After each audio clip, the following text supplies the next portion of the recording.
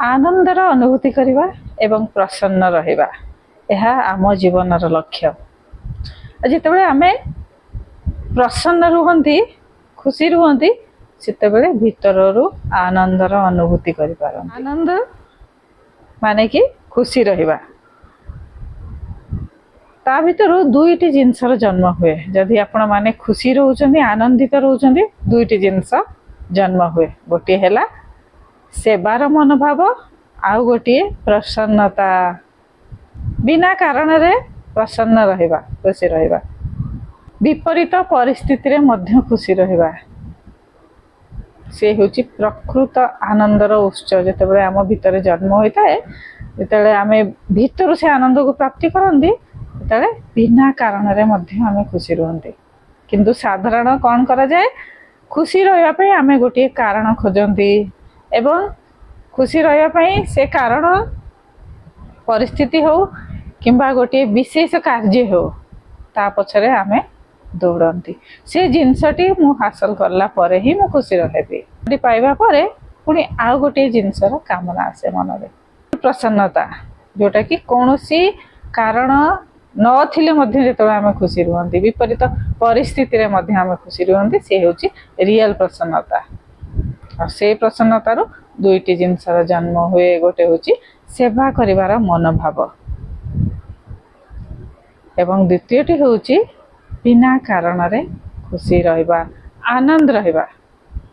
छोट छोट जिनस भी मध्य हमको आनंद प्रदान करथिबो।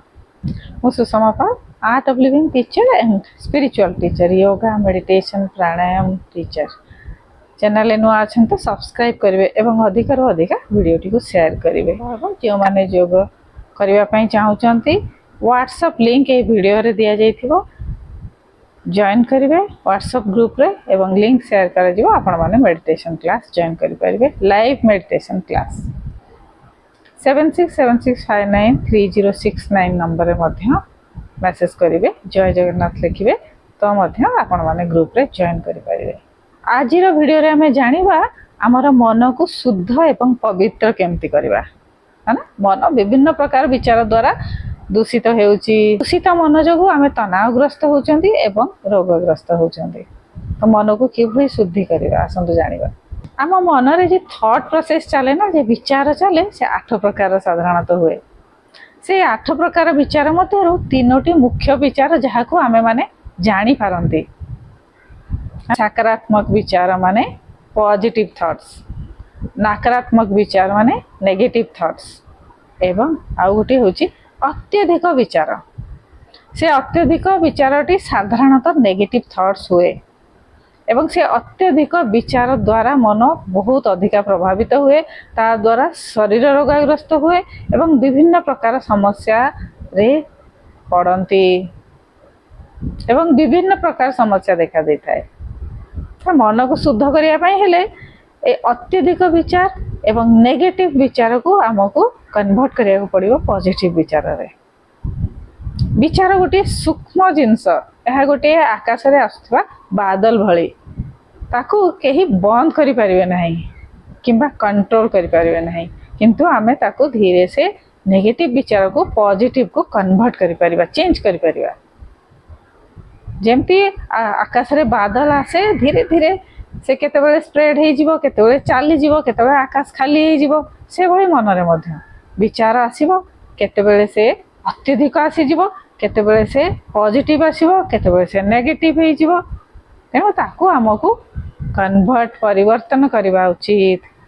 तो किभली परिवर्तन करबा प्रथमे आम विचार को आमे निरीक्षण करबा केमिति विचार अधिकार अधिका केमिति विचार मन रे आसी। गोटे जिनस को बारंबार चिंता करुछंती बारंबार ताकू कहउछंती एवं समस्त आगरे सही जिनसटी आलोचना हेउची पर्यालोचना होउची एवं से जिनसटी को जदि अत्यधिक डिस्कस करुछंती दिन रु 24 आवर 12 आवर्स केवल से जिनस ऊपर चिंता आछी ताले से होची अत्यधिक विचार ओवर थिंकिंग एवं से विचार गुड़िक साधारणतः नेगेटिव होता है किंबा स्ट्रेसफुल होता है। तनावग्रस्त कौन सी कार्य करि पारु नांदी केमती करबी से तनाव रे पड़ी से विचार गुड़िक आस्था है। किंतु से आमको कार्य को करने ही दिए नहीं। धीरे धीरे शरीर डाउन हम, मन में नूतन विचार आनिबार क्षमता कमी कमी आसीबो।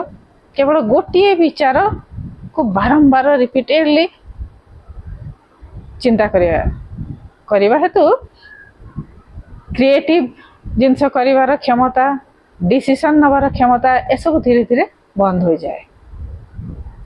तेणु निजर जीवन उपरे, कार्यर प्रणाली उपरे बहुत किछि बाधा आस्थाए एवं तनाव जोगु बहुत प्रकार रोग मध्य मेंटल डिजीज गुड़िक आक्रांत हुए, शरीर मध्य असुस्थ हो जाए एवं जे नेगेटिव विचार गुड़ी को पॉजिटिव रे आमे किभली कन्वर्ट करिबा, कौन कौन पॉइंट फॉलो करके आमे ताको परिवर्तन करिबा आजिर वीडियो रे संपूर्ण भाव में डिस्कस करिवे। कमेंट बॉक्स रे जय जगन्नाथ निहाती भाव में लिखिवे।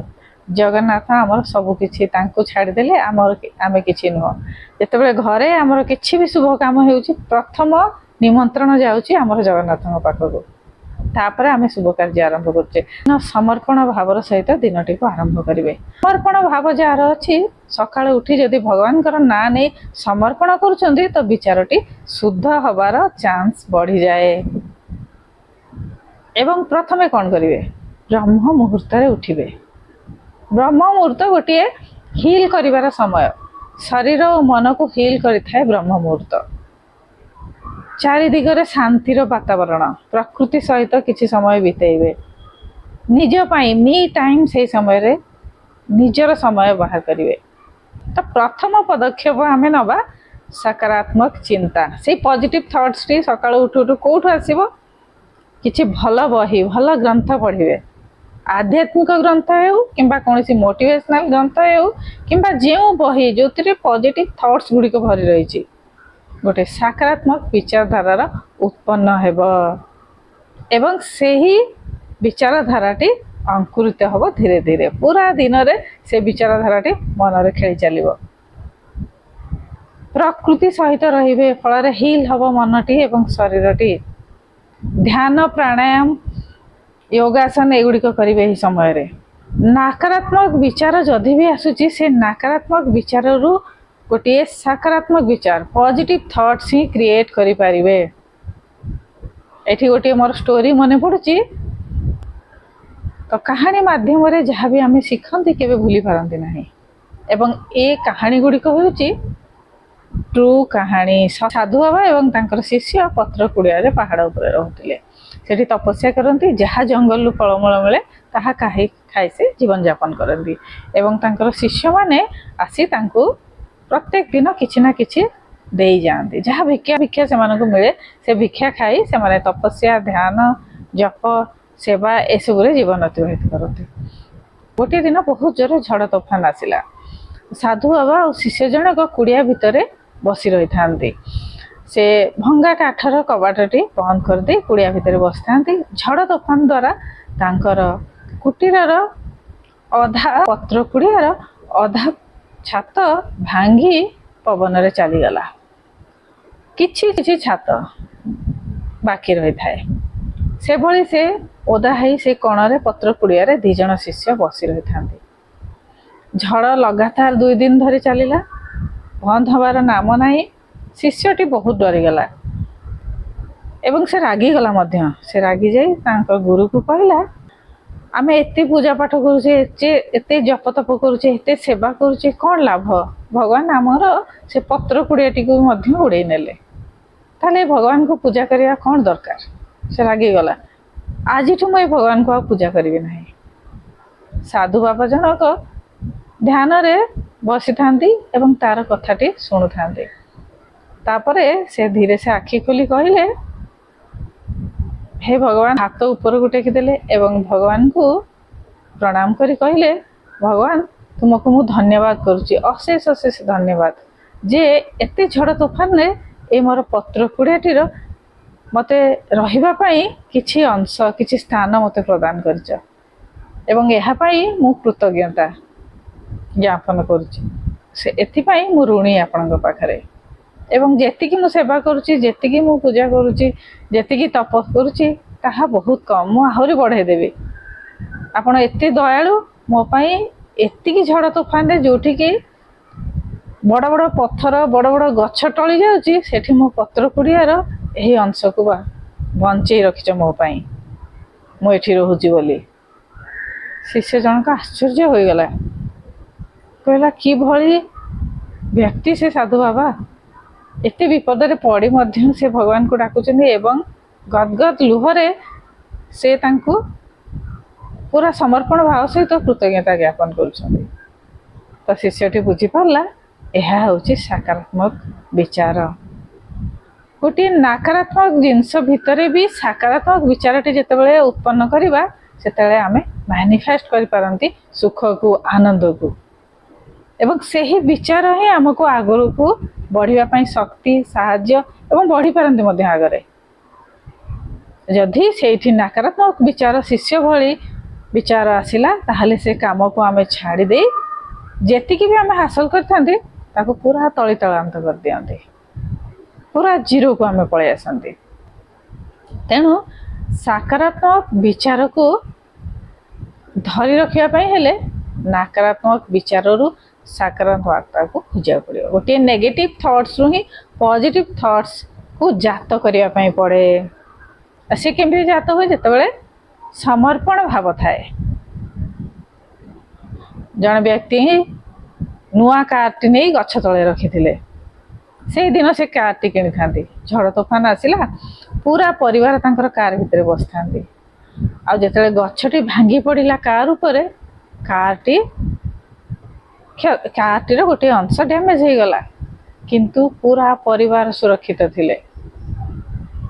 ତ ଲୋକମାନେ ଆସି ତାଙ୍କୁ କହିଲେ, ଏ କାର୍ଟା ଆଜି କିଣା ହେଇଛି ଏବଂ ଆଜି ଏତେ ବଡ଼ ଦୁର୍ଘଟଣା ଘଟିଲା, ଏ କାର୍ଟା ଜମା ରଖନ୍ତୁନି, କାର୍ ପାଇଁ ବିଲକୁଲ ବି ଭଲ ନୁହଁ, ଗୋଟେ ଅଶୁଭ ସଂକେତ।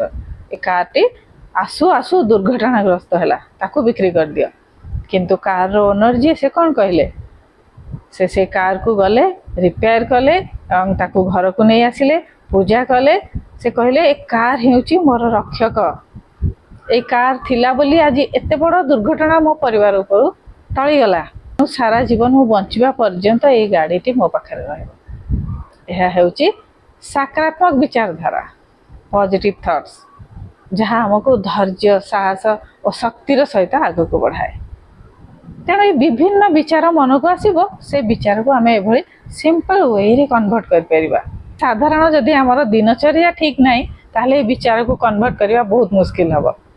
ଡର ଭୟ ଭିତରେ ଯେଉଁମାନେ ଜୀବନଯାପନ କରୁଛନ୍ତି, ସେମାନଙ୍କୁ এই ବିଚାରଟା ଆସିବା ଏତେ ସହଜ ହୁଏ ନାହିଁ। ଯେଉଁମାନେ ପ୍ରତ୍ୟେକ ଦିନ ଧ୍ୟାନ କରୁଛନ୍ତି, ଯୋଗ ଅଭ୍ୟାସ କରୁଛନ୍ତି, ନିଜର ମନକୁ ହିଲ୍ କରୁଛନ୍ତି, ସେମାନଙ୍କୁ এই ବିଚାରଧାରାଟି ସହଜରେ ଆସିଯିବ। ପଦକ୍ଷେପଟି ହେଲା ଆମର ଧ୍ୟାନ।